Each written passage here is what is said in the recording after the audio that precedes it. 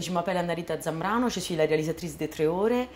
C'est une petite histoire de famille entre un père et une fille. Le père il sort de prison pendant 3 ore et il se balade dans Rome et c'est une petite éducation morale, ou peut-être amorale.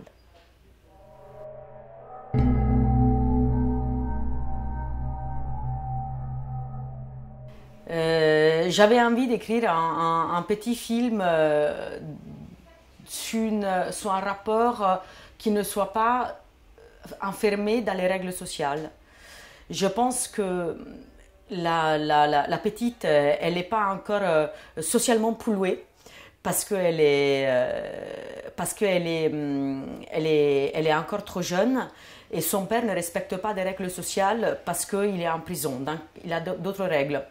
Et c'était juste une balade et une discussion. Je voulais parler de ça, je voulais parler des gens qui sans filtre.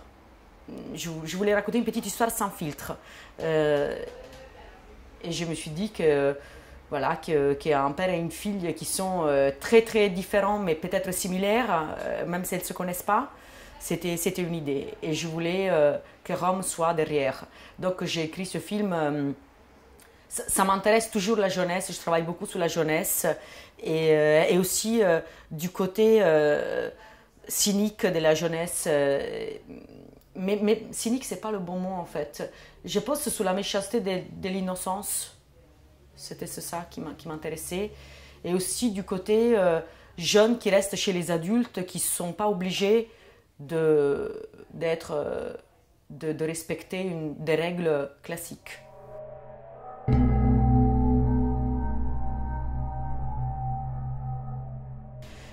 Parce que je ne pouvais pas faire le film tout seul.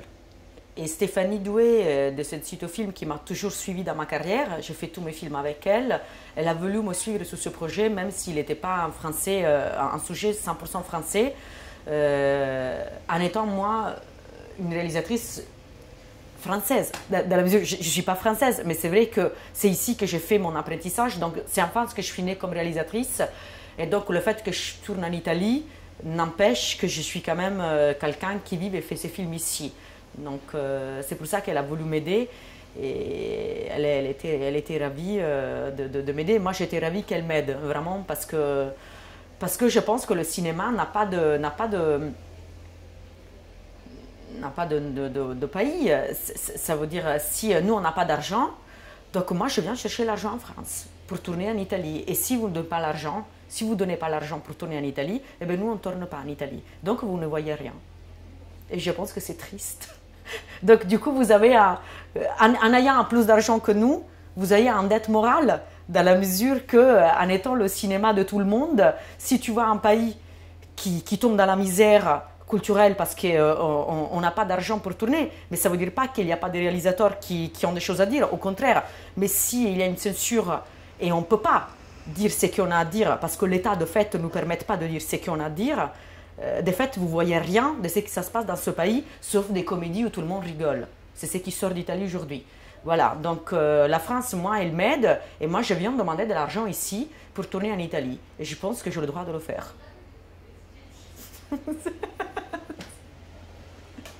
Et je fais les impôts ici quand même.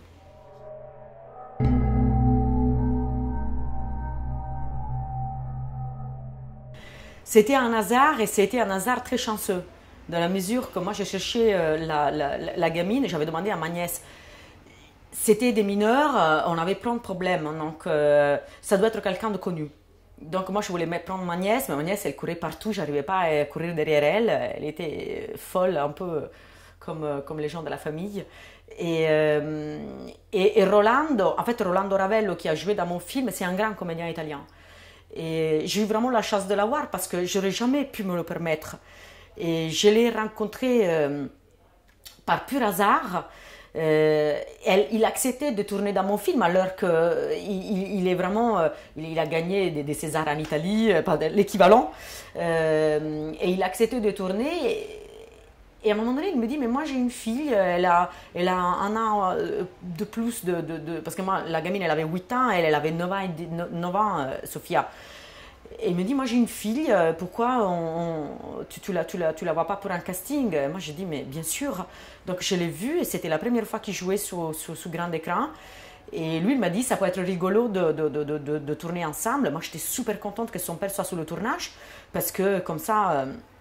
il a contrôlé directement et en plus j'avais plein de problèmes parce qu'il y a cette scène où elle parle de pute un peu dure, un peu rude, donc j'avais demandé à d'autres gamines, mais les mamans elles bloquaient toutes sous cette scène-là, elles ne voulaient pas que la fille sache. Voilà, moi je trouve ça assez bizarre.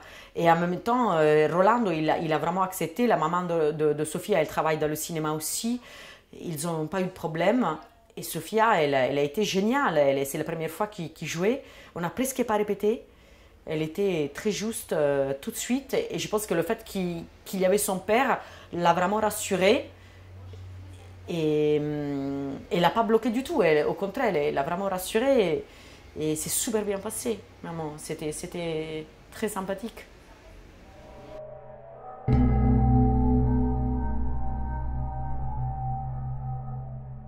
Le Tibre, le fleuve qui passe, qui sépare la ville en deux et qui sépare deux villes en deux. L'idée d'un Tibre qui unit et sépare en même temps. C'est vraiment l'idée d'un fleuve qui passe au milieu d'une ville comme Rome, comme la Seine, elle passe à Paris.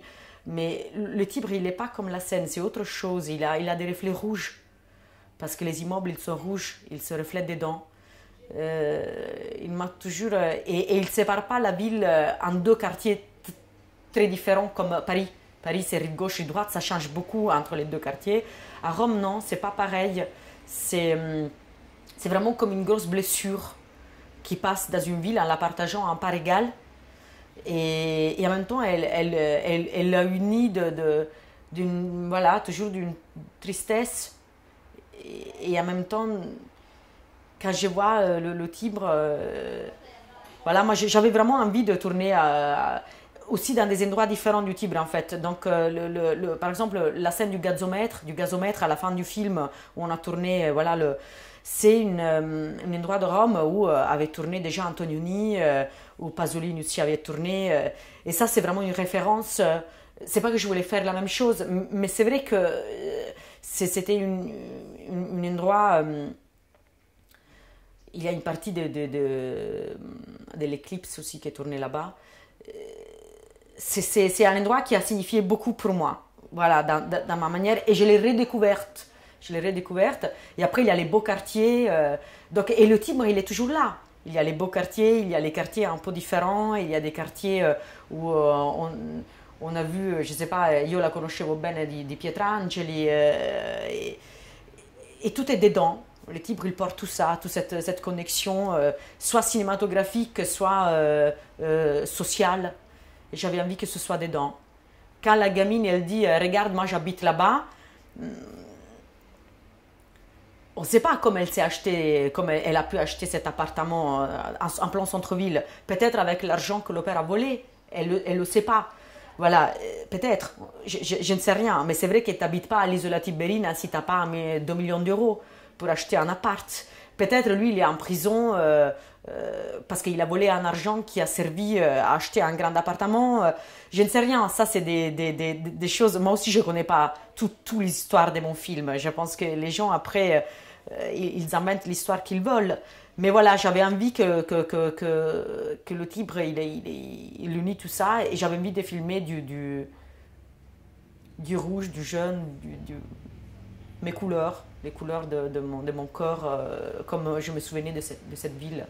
Et j'avais envie de filmer Villa Borghese. J'avais vraiment envie de filmer Villa Borghese. C'est le vert de Villa Borghese, les oiseaux, un bruit bizarre. J'ai vraiment retrouvé mes bruits. En fait, j'ai voulu vraiment laisser les bruits de la ville dans le film. C'est fait exprès, les voix qui se mélangent au bruit de la ville.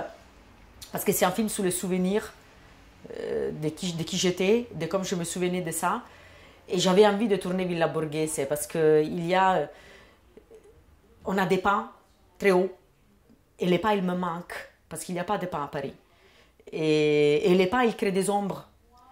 des ombres très longues, comme des langues, et en fait, c'est du vert foncé et du vert clair. Peut-être dans les Landes, il y a quelque chose comme ça. Et c'est un chiaroscuro, je ne sais pas comment on dit ça, une espèce de noir et blanc qui se crée naturellement avec ces chiens blancs qui courent dans ce noir et blanc. Et j'avais envie vraiment de parler de ça aussi, de mettre dans le film ce blanc et ce noir, ces ombres et ces lumières, mais colorées, vraiment colorées. Et donc j'avais vraiment envie de filmer, voilà, Villa Borghese en fait. Excusez-moi.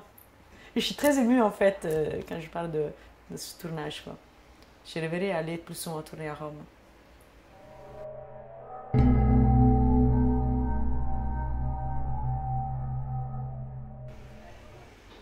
Non, non, j'aime tout dans mon film. Mais c'est l'unique, hein. Les autres, en tout cas, même s'il y avait quelque chose que je n'aimais pas, je ne viendrais pas te le dire.